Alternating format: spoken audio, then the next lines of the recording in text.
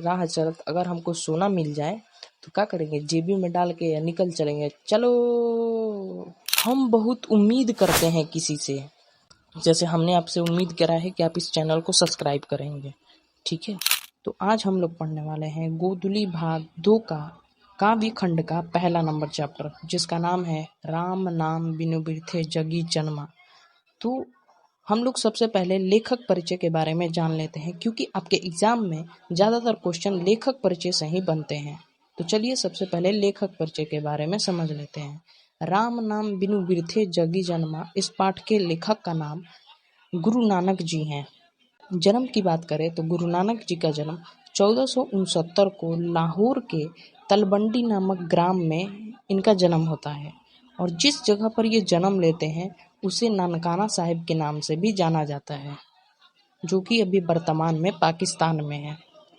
इनकी माता का नाम है तृप्ता देवी और पिता का नाम है कालू चंद खत्री, और गुरु नानक की पत्नी का नाम है सुलक्षणी।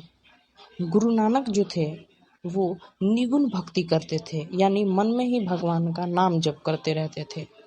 ये व्यापक देशाटन और मक्का मदीना तक की यात्रा कर चुके थे, और यह बाबर से भी मिल चुके थे, और गुरु नानक को सिख धर्म का प्रवर्तक माना जाता है। इनकी मृत्यु 1539 में हो गई थी। वाहे गुरु कहते हुए इनके प्राण छूट गए थे। इनकी कविताओं में ब्रज भाषा व खड़ी बोली दोनों का मिश्रण होता था। आइए इनकी रचनाओं के बारे में समझ लेते हैं। तो जय पूंजी, आशा दीवार, रही रास और सोहिला इनकी प्रमुख रचनाएं हैं। इनकी कविताएं में जो है इस पाठ में 2 पद हैं। पहला पद जो है राम नाम बिनु बिरथे जगी जन्मा, इस पद में जो है वेशभूषा, पूजा पाठ एवं कर्म कांड की चर्चा है। दूसरा पद जो कि है नर दुख में दुखी ना होए, इस पद में जो है सुख दुख में एक समान रहने के बारे में बात की गई है। तो चलिए कविता को एकदम अच्छे से समझते हैं। तो मैंने आपको बताया था कि गुरु नानक जी के 2 पद थे। पहला पद था राम नाम बिनु बिरथे जगी जन्मा। तो आइए इस पद को हम लोग पढ़ लेते हैं, ठीक है। राम नाम बिनु बिरथे जगी जन्मा। गुरु जी इसमें कहते हैं, जो इंसान राम का नाम स्मरण नहीं करता है उसका जन्म इस धरती पर बेकार है। भिखू खावे भिखू बोले, बिनु नावे निफल माटी भ्रमना। गुरु जी इसमें कहते हैं कि जो इंसान राम का नाम नहीं लेता है, वो समझो कि वो विष ही खा रहा है, विष ही बोल रहा है, और उसका जीवन का अब कुछ नहीं हो सकता है। पुस्तक पाठ व्याकरण बखाने, संधिया कर्म निकाल करे, बिनु गुरु बंद मुक्ति कहाँ प्राणी, राम नाम बिनु बिरते अरुझी मारे।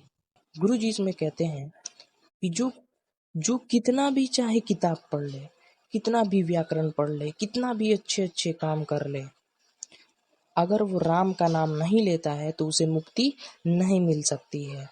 दंड कमंडल सिखा सत धोती, तीर्थ गाबुन आती भ्रुमुन करे, राम नाम बिनु संति ना आवे, जापी हरि नाम सुरपारी पैरे। गुरु जी इसमें कहते हैं कि जो लोग दंड कमंडल ले लेते हैं, सिर पर जटा बांध लेते हैं और धोती और गले में माला पहन लेते हैं, वो रोज न रोज तीर्थ यात्रा करते रहते हैं।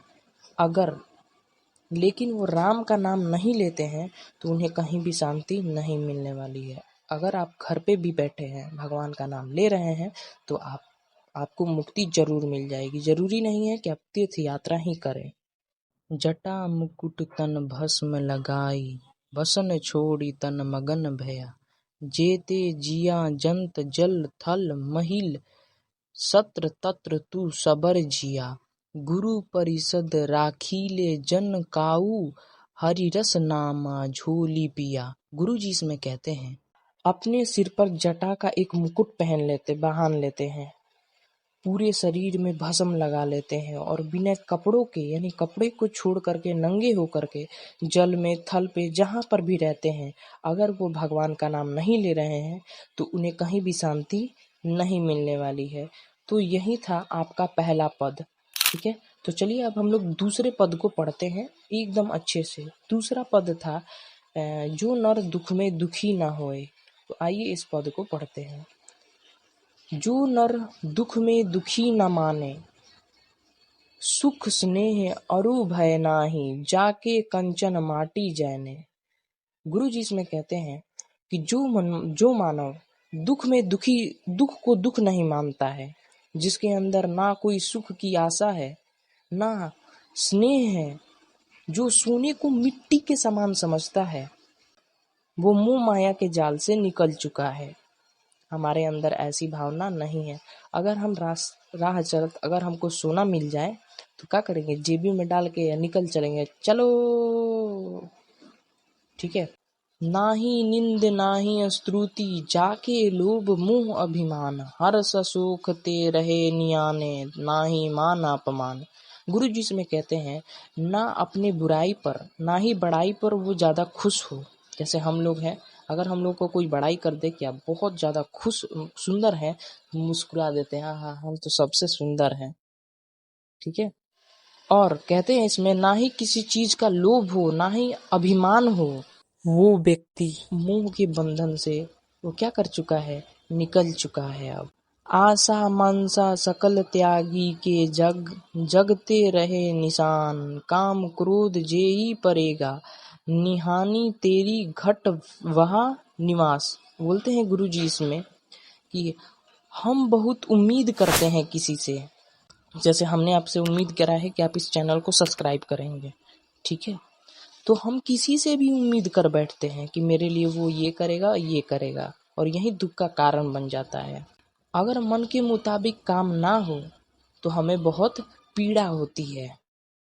और इसमें ये भी गुरु जी कहते हैं कि जो आशा उम्मीद को त्याग करके निराश रहता है, ऐसे इंसान के अंदर ब्रह्मा निवास करते हैं।